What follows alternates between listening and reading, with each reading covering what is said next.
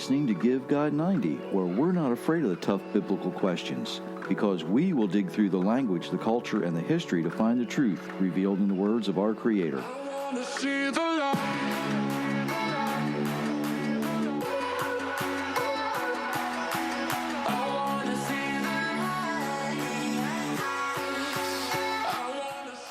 Hello, everyone.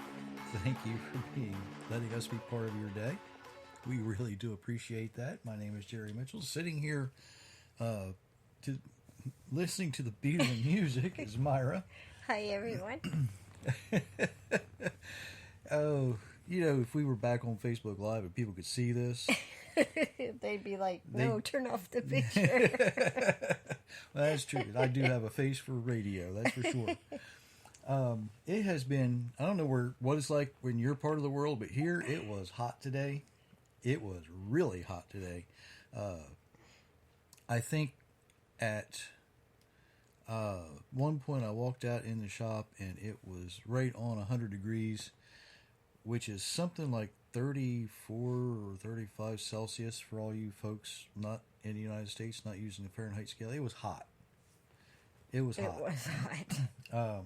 Humid to go along with that. We had they measured humidity in dew points now, right? Instead of just because currently it's still like 80% humidity with a dew point of like 72 or 73, something like that. It's nasty, but anyway, it's August.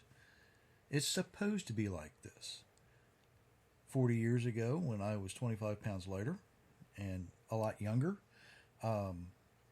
it didn't bother me as much. I baled hay in weather like this and called it fun. So then somebody bought me a dictionary. I was going to say. Then somebody bought me, and I realized that, you know what? That's not fun. It's supposed to be enjoyable. So anyway, there we go. What we're going to look at tonight is something that, we really, can I say really again? Didn't think we would have to be having this discussion, but apparently we are having this discussion. This topic again is raising its ugly head for a couple of reasons. We're going to look at what the Bible has to say, and we're going to focus on vaccines. I'm not going to beat around the bush. We're going to talk about vaccines a lot. What the Bible has to say, and why some religious groups are for them and some are against them. And we're actually going to dig into the Bible a little bit and really kind of get down to the brass tacks, so to speak.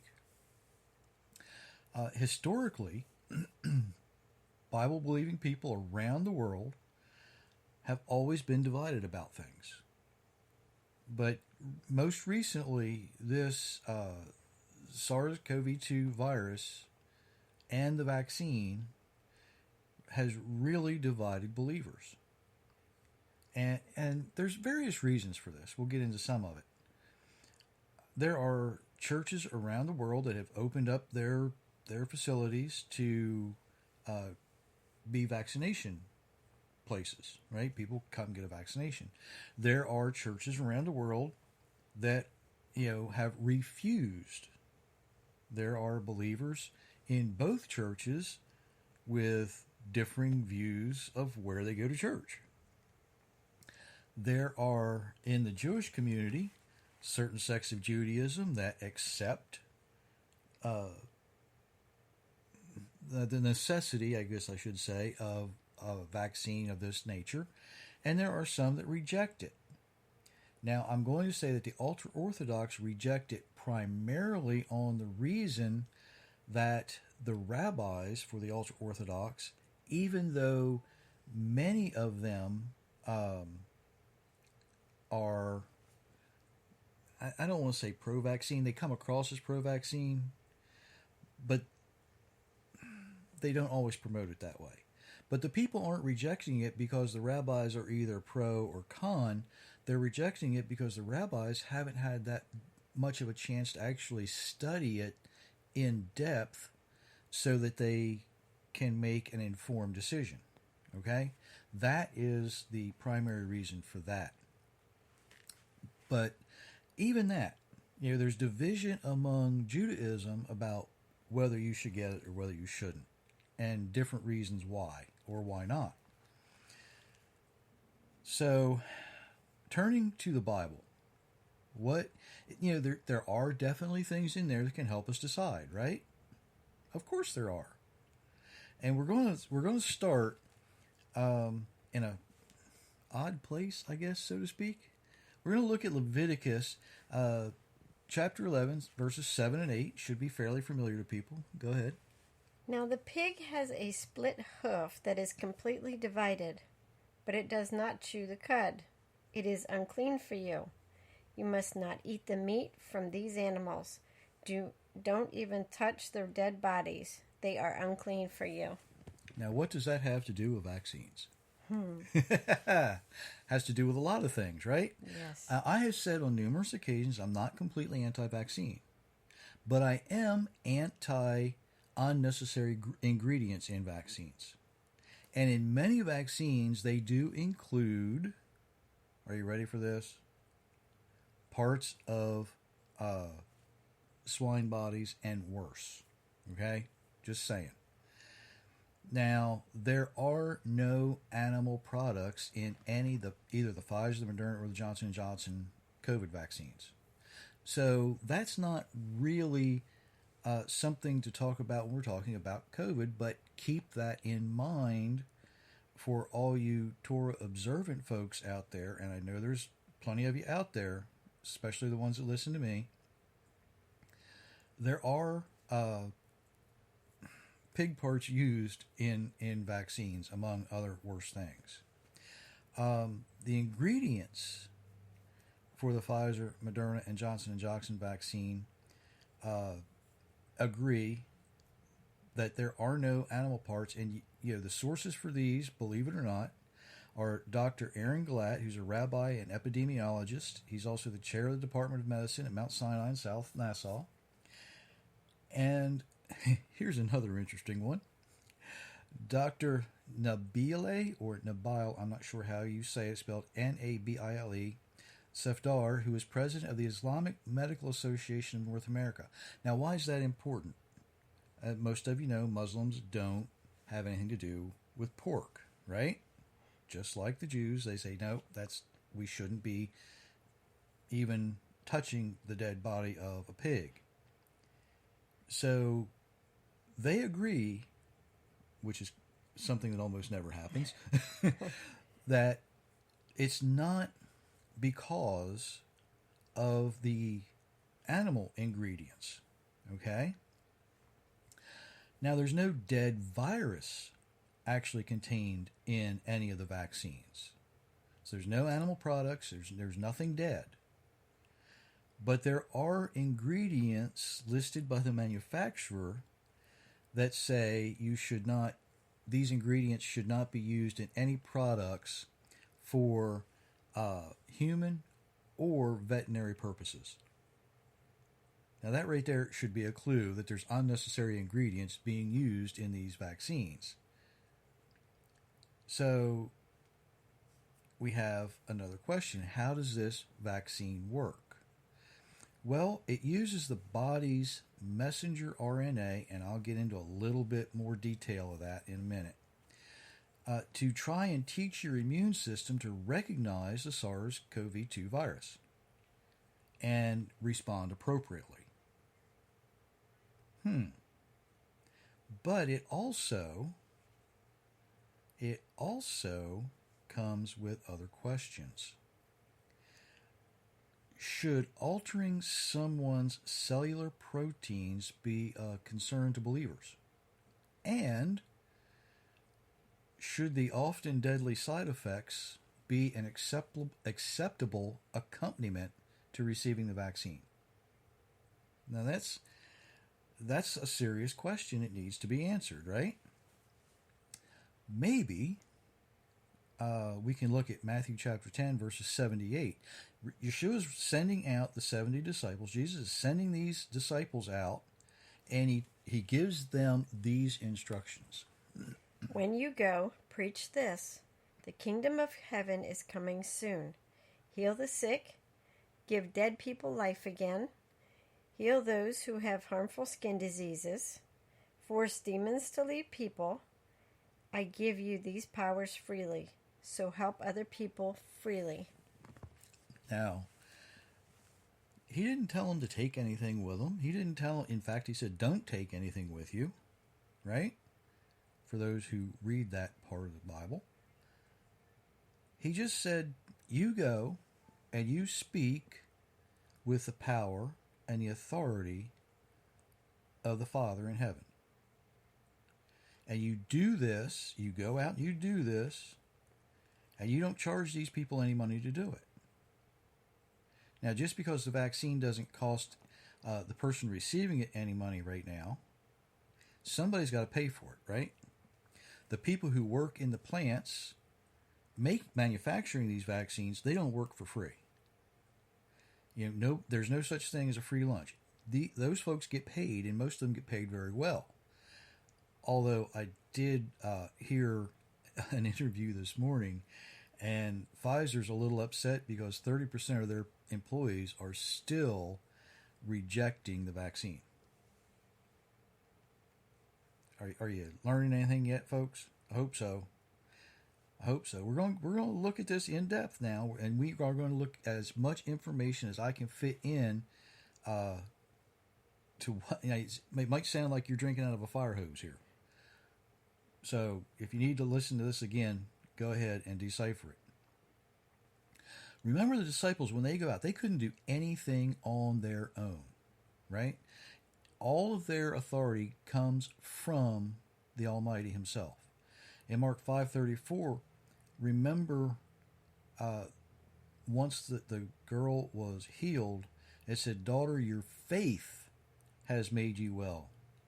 Go in peace and be healed of your disease." Again, in 1 Corinthians, we can look at this, and I didn't go back to see where Paul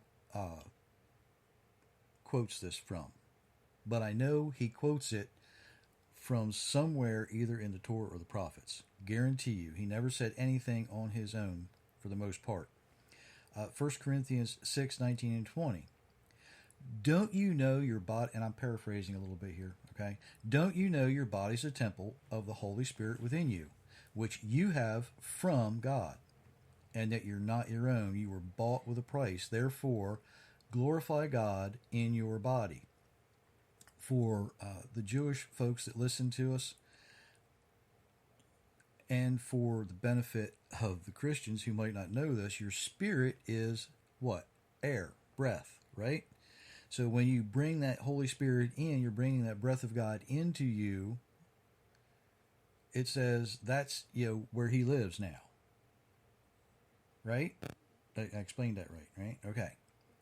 So as long as you're going to allow the Holy Spirit of the Creator to live in there, you need to take care of the house that it lives in. Does that make sense? You're shaking your head yes. Okay.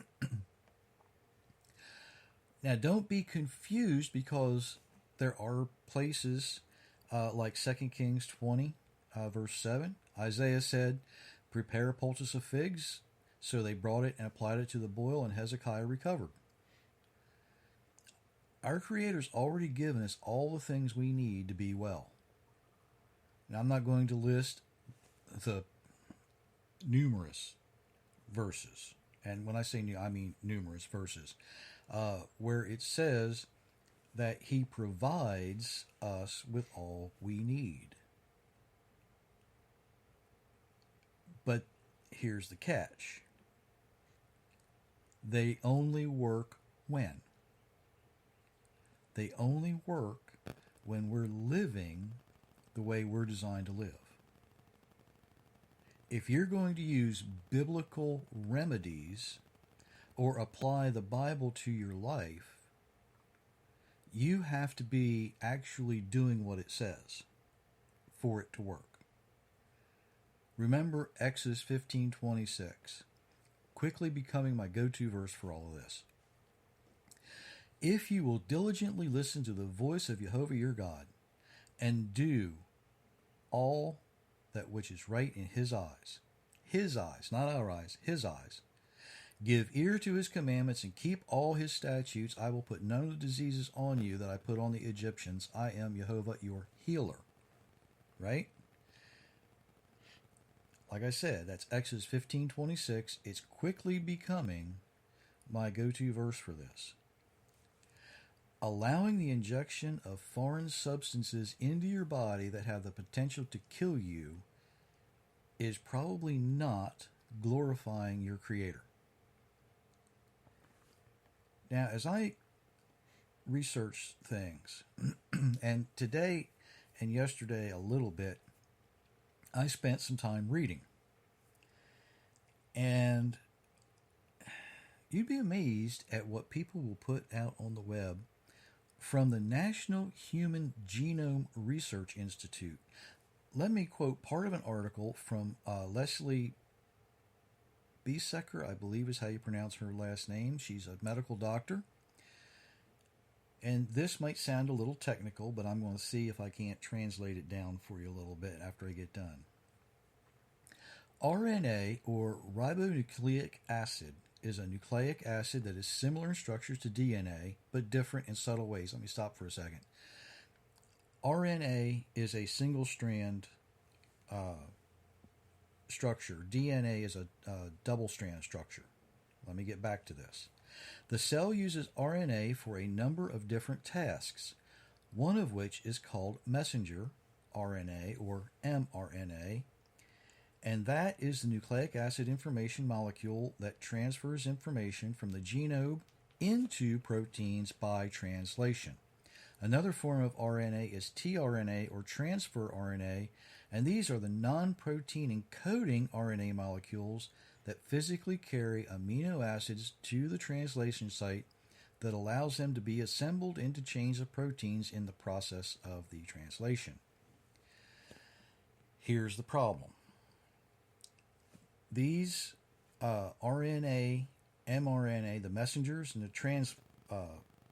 translators, okay, they're carrying information into the proteins for the cells. There's always been a lot of misinformation concerning this basic thing.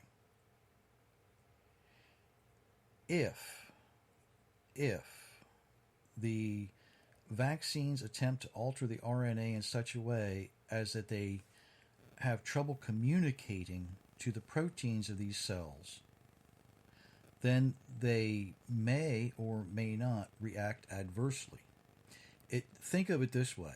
If a regular, if you're infected with a regular virus, or even the coronavirus, the RNA is responsible for taking that information and they translate it so that the proteins that need to understand what's going on so that they can fight it, if it's a naturally occurring process, then it's kind of like someone who is speaking English to somebody else who speaks English. Okay, there's no real translation necessary.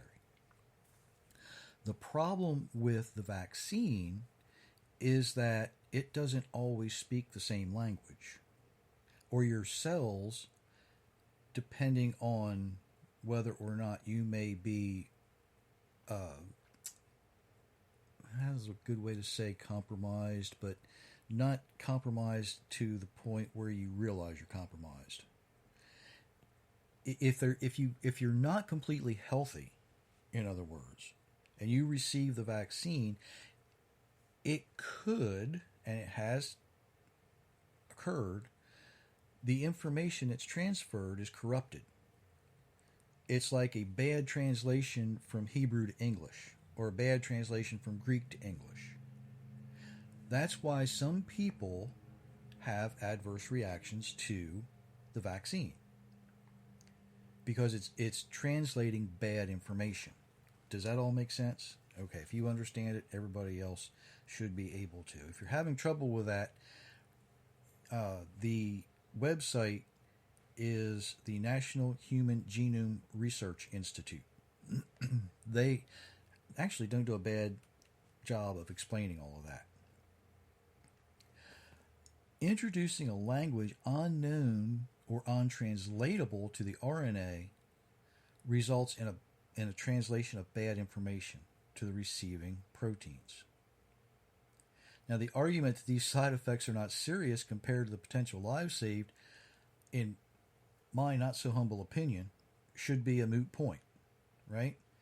As long as death, serious illness, or injury is a potential side effect. You know, if a spouse hands their spouse something to drink and it's poison, your body's going to react badly to it, right? The information's not there.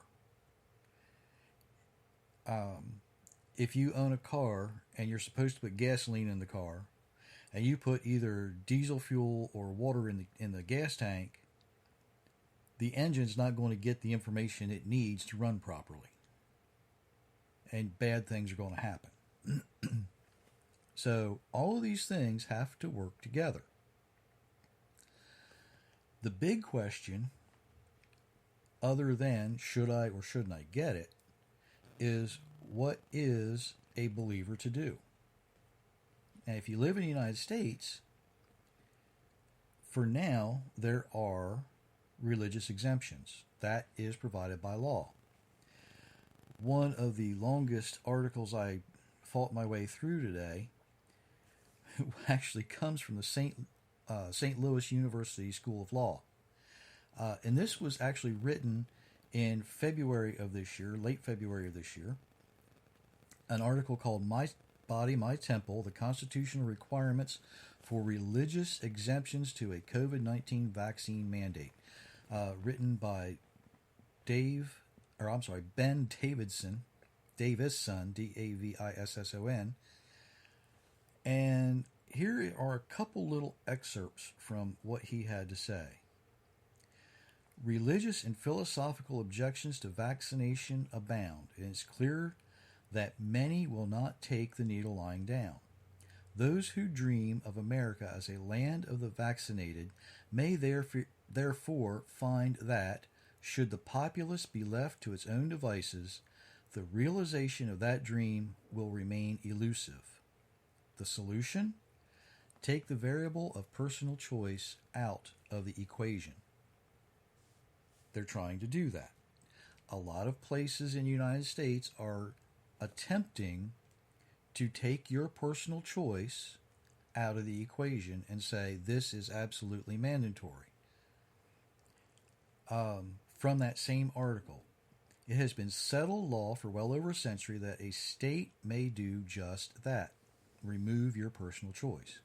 In the 1905 case, Jacobson versus Massachusetts, a resident of Cambridge, Massachusetts, was arrested and charged for refusing to comply with a smallpox vaccination mandate issued by the city's Board of Health.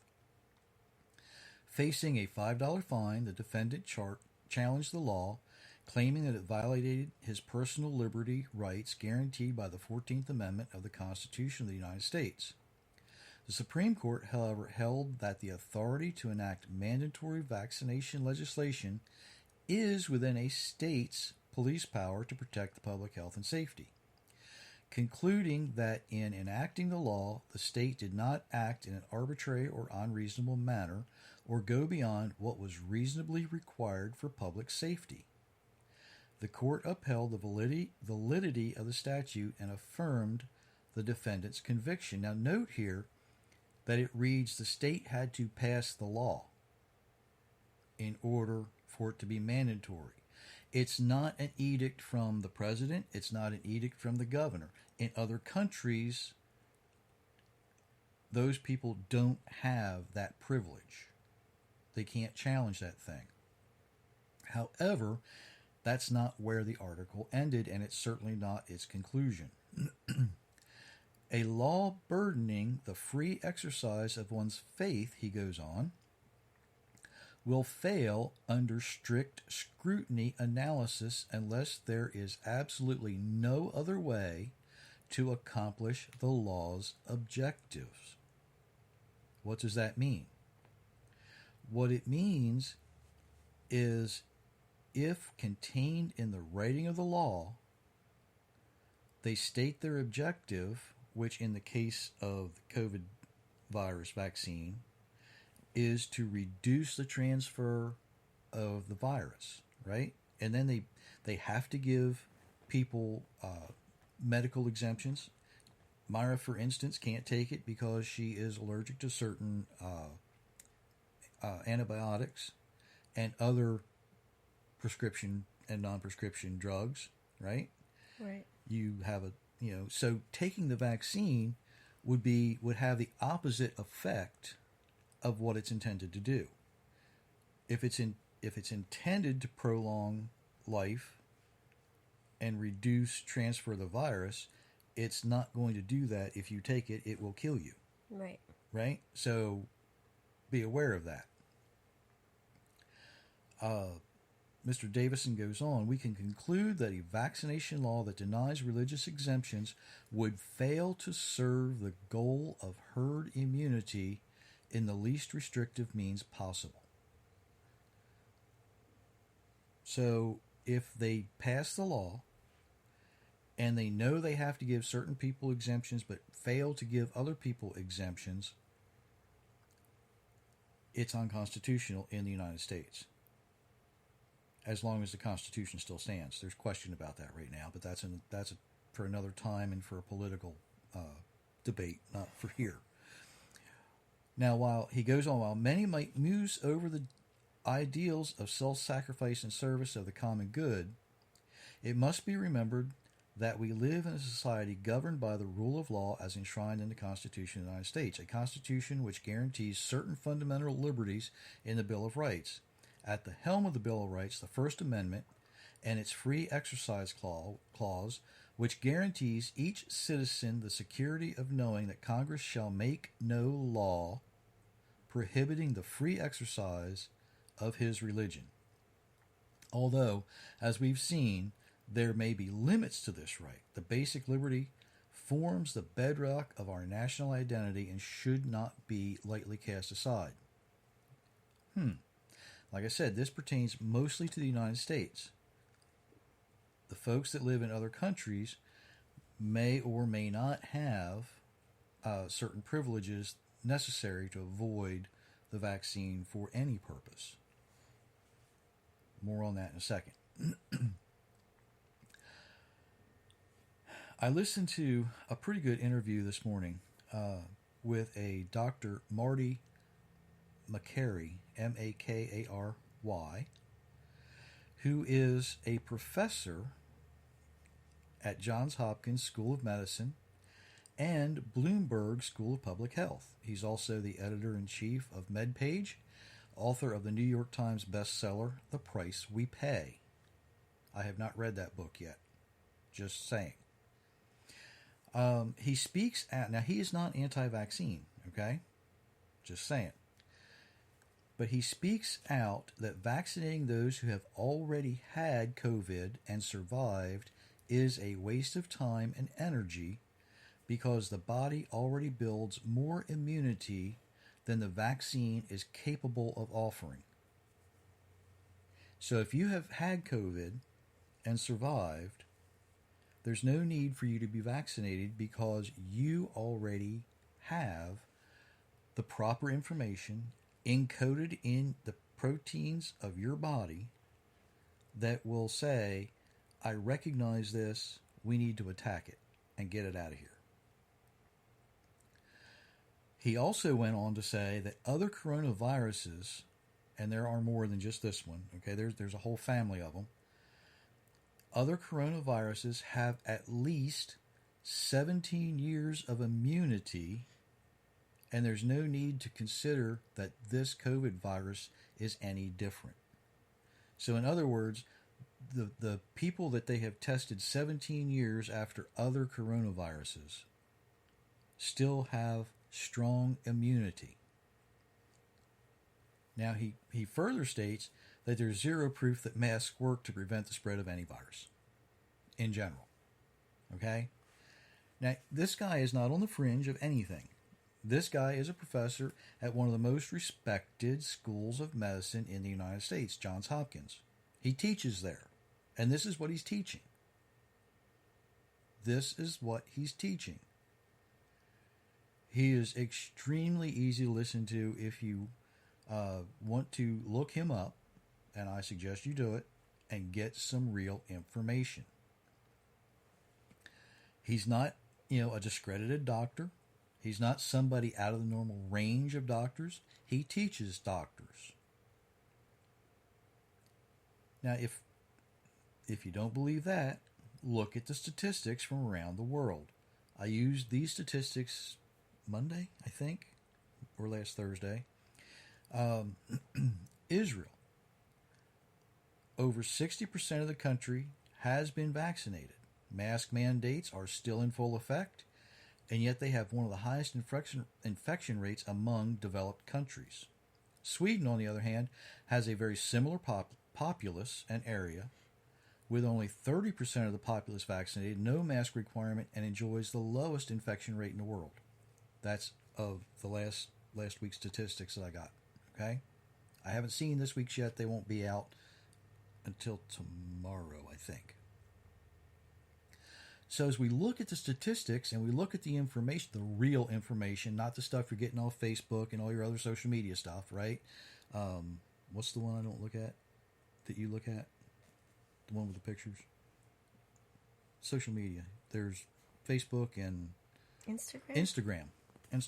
I have an account and I haven't opened that in weeks. You have to sort through that stuff. Don't believe everything. If you're interested, go to the articles and read it. There is no study, there's no scientific study out there that anybody knows of. If there was, they'd be touting it, right? That claim that masks stop the spread of viruses. None whatsoever. And what's the first thing that people want to do is put on a face mask for some strange reason. You're denying yourself the very thing that you need to help keep your body oxygenated to its fullest potential to help fight off these viruses. If you don't have enough oxygen in your blood, bad things happen.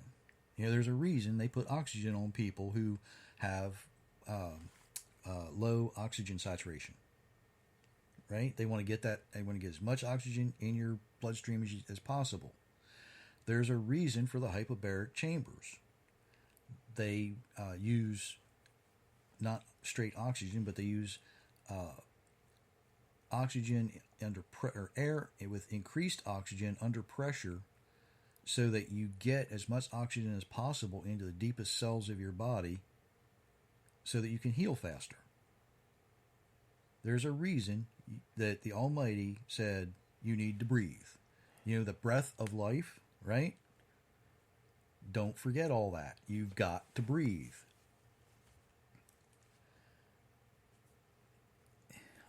It amazes me when people don't understand that they have to breathe.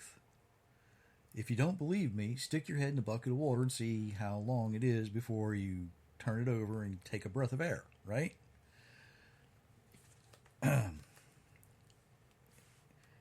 And I'm going down this rabbit trail just a little ways. Not very far, just a little ways, I promise.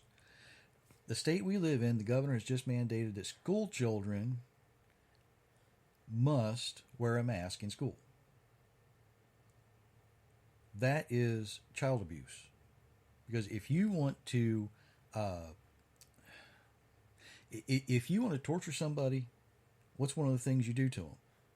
You cover up their face, right? Tell me that's not child abuse. The time for the stupidity is over. All right?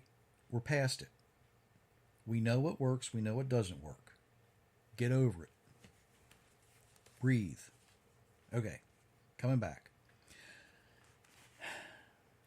So, what should people be looking for? Maybe we ought to look at what's going to happen when believers actually choose their Creator over the doctrines of man. First Peter chapter 4, verses 12 through 14 gives us a little hint. My friends, do not be surprised at the painful things you are now suffering. These things are testing your faith. Do not think that something strange is happening to you, but you should be happy that you are sharing in Christ's sufferings. You will be happy and full of joy when Christ comes again in glory. When people insult you because you follow Christ, then you are blessed. You are blessed because the glorious Spirit, the Spirit of God, is with you. Okay. That's actually not a bad translation. It comes from the International Children's Bible. Now, for my Jewish listeners, don't get confused with this. Okay? Basically, Yeshua, as a person who taught others, don't worry about what man says. You just do what Moses tells you to do. Okay? He was persecuted for that. What Peter's explaining here is it's an honor to be persecuted if you're going to stand up and say, I'm not worrying about I'm not worrying about what man says. I want to do what the Creator tells me to do. Okay? Now, some of you know I'm working on another book.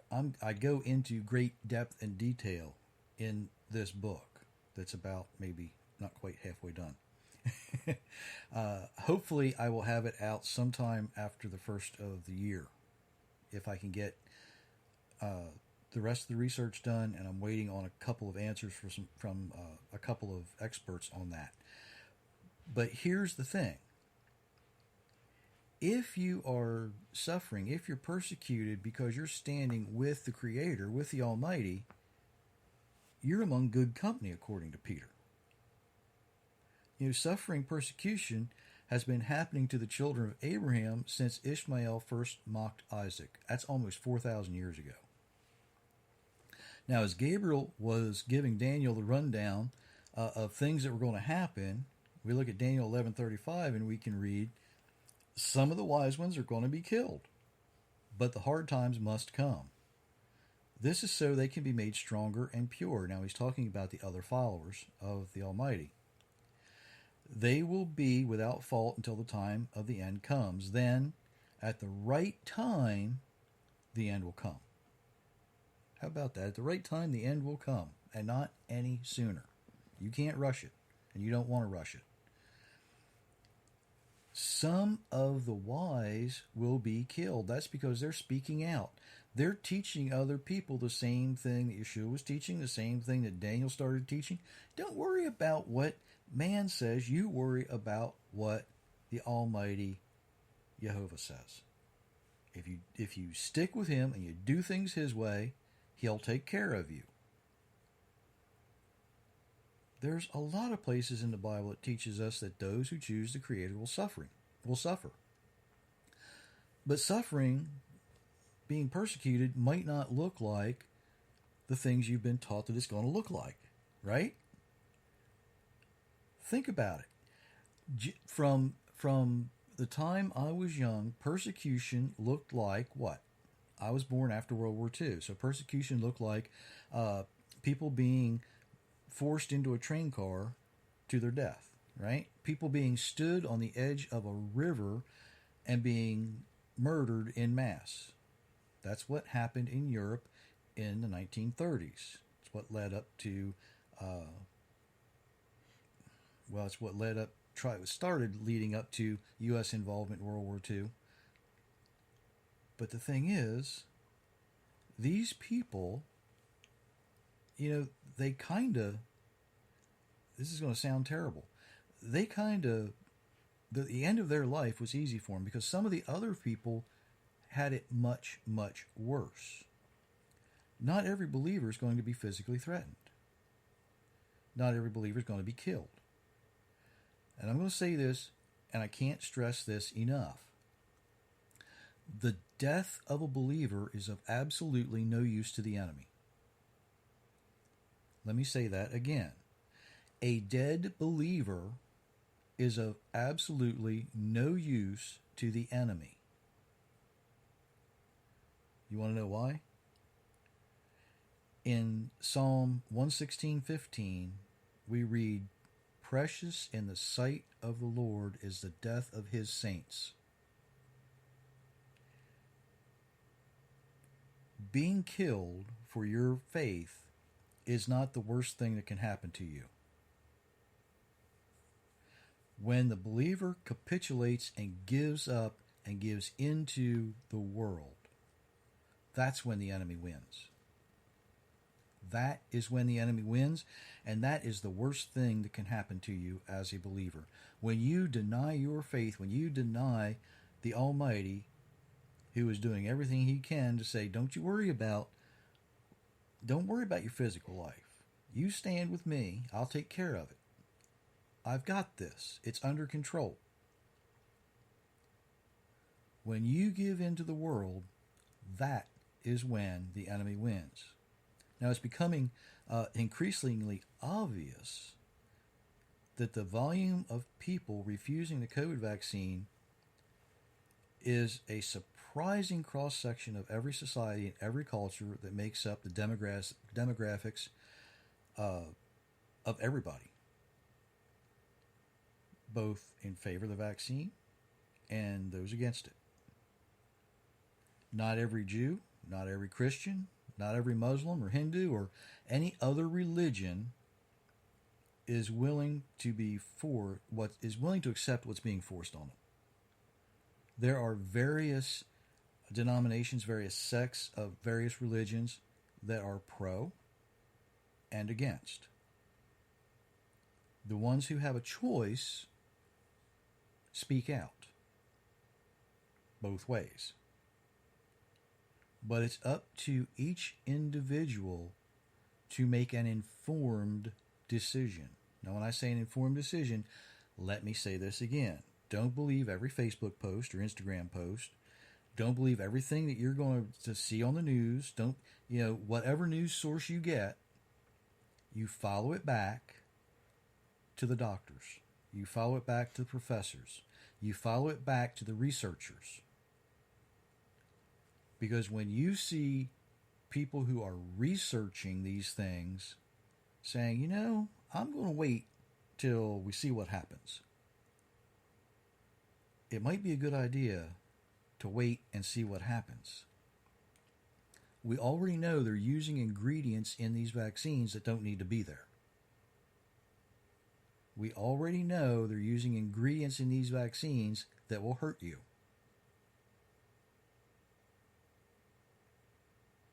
You might want to slow down. More on that in a second.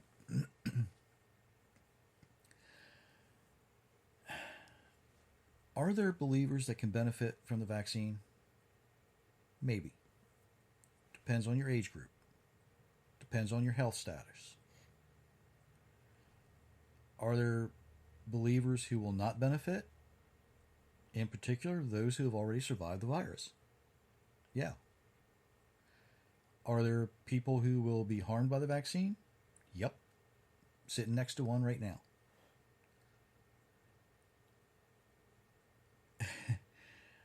We can sit here. We can't sit here and give a blanket statement whether you should take the vaccine or not. We're not you, right? No person listening to us is in the same place. Okay, you're all in a different place physically. You're in a different place spiritually. You're in a different place health-wise. Each and every person listening to this is in a different place. You must decide what's best for you. Age group-wise, and again, I'm not a doctor, but if I had parents or family younger than maybe 70, 75 years old, and they're healthy, I would advise them to be very, very hesitant to get the vaccine. Between maybe 75 and 85, depending on your health, you might want to give it a little more consideration. 90 and up, not real sure what I would advise you to do. I'm not there yet. But again, it depends on your health. Are you taking prescription medicine on a daily basis? All of those things factor in. Are there things that are going to contribute to the confusion of the transmission or the translation of information between your RNA and DNA? That's the question. Only you can decide that. I'm not sure, depending on how many doctors you go to, I'm not sure your doctor can decide that for you. But wait, there's more, just like the salesman said. The Bible says trust the Creator. When we trust the Creator, He will do what He says He's going to do. His promises never fail. He will protect you.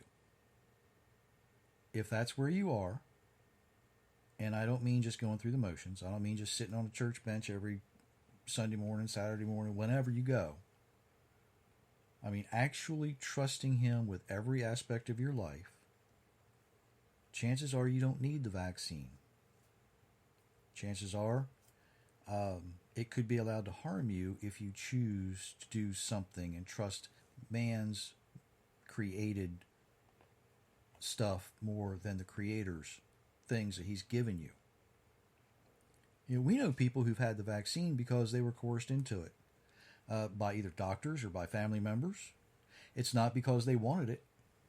They didn't want it, but they felt they had to do it to appease a loved one. You know, they wouldn't let me see my grandchildren. That's a pretty good excuse, right? Kinda. Now, the folks that we know that were coerced into it against their will haven't suffered any abnormalities that we know of. Do you know of any? I don't either. I haven't heard. They haven't said of anything, and we talk to them usually once a week, once every 2 weeks. Why? Why was that particular group not suffering any abnormalities? You want to know why? Because they still trusted the Almighty. The reason they did it against their will was to appease someone they cared for. You know what? The Almighty can protect you from that as well. There are people around the world being forced into being vaccinated not because they want to, but because they have to. They have soldiers knocking on their door, counting people that live in the house so that the medical staff can vaccinate them. It's not that they want it. They're being forced to take it. You know, the Jews in the concentration camps, they didn't want the tattoos. They were forced to take it. They didn't do it willingly. Our Creator didn't allow them to be persecuted in vain. He used that. He used it as a learning tool.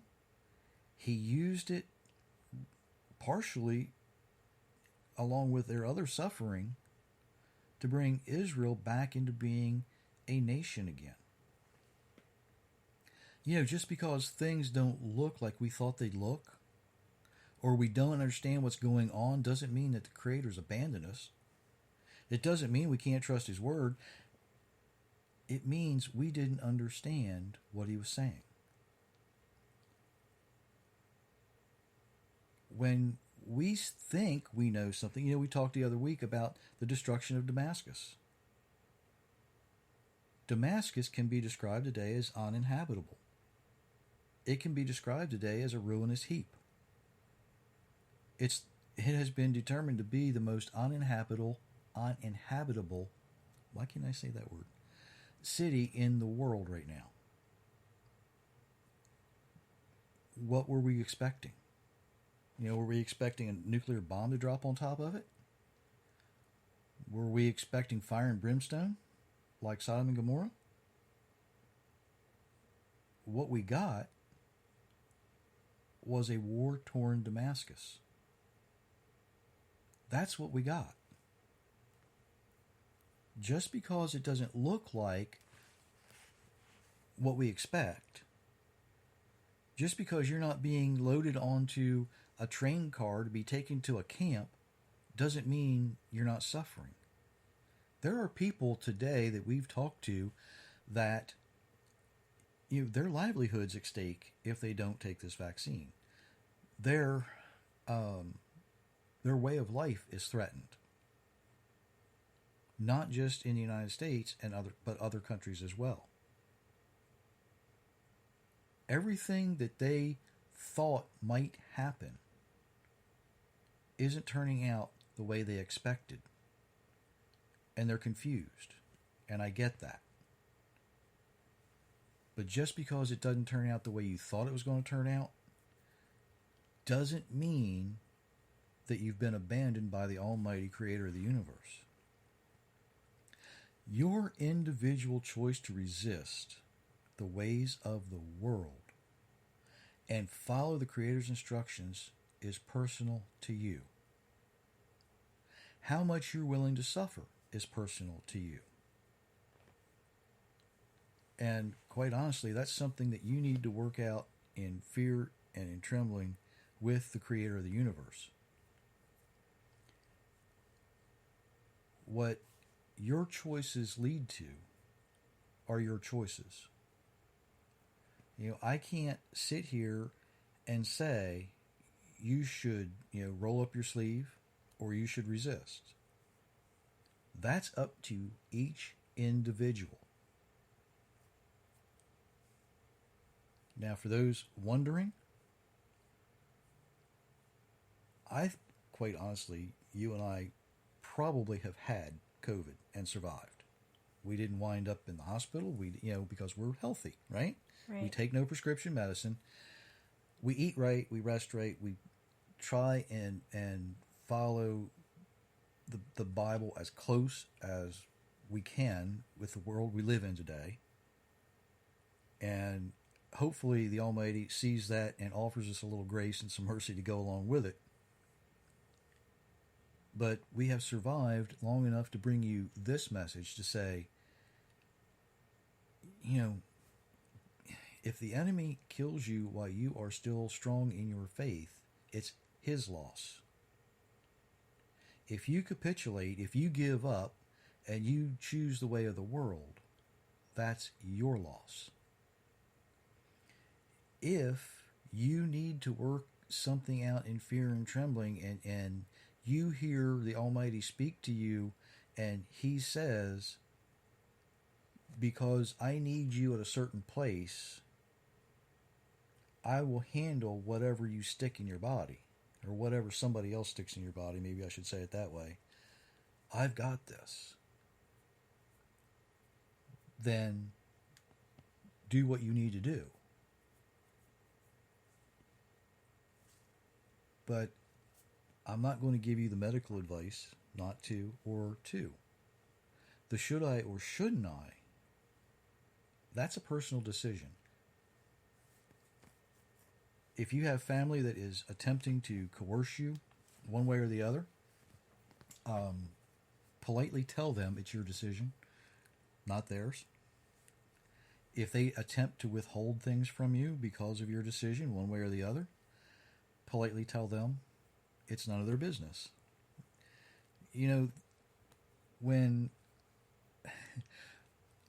Whenever someone says that Yeshua didn't come to bring peace, he came to bring a sword, he was dividing families. He's dividing believers as well. Because what he says, what he taught, and for Jewish listeners, you need to be careful about this. What he taught was, don't listen to the Pharisees, listen to Moses. That's what he taught every chance he got. That's why Peter says, if you stand with the Almighty, you're in good company. You don't need to listen to the the Google experts, okay? Somebody who reads the first headline of an article and that becomes their mantra. That's not who you listen to. You dig deeper. And you don't trust man. You trust your Creator. You don't have anything you wanted to add to that? Thanks for listening to us tonight, and it's odd that you didn't have anything to add to that, because you can go on longer than I can about this. this is your show. We do thank you for listening. I know it's been longer, but this was important, and it's things you need to know. And again, don't listen to man, don't listen to me. You listen to your Creator. Until Monday morning at 10 a.m. Eastern Time, we will be back, hopefully with maybe something a little brighter and cheerier than what we had to talk about tonight. Many, many blessings, everyone.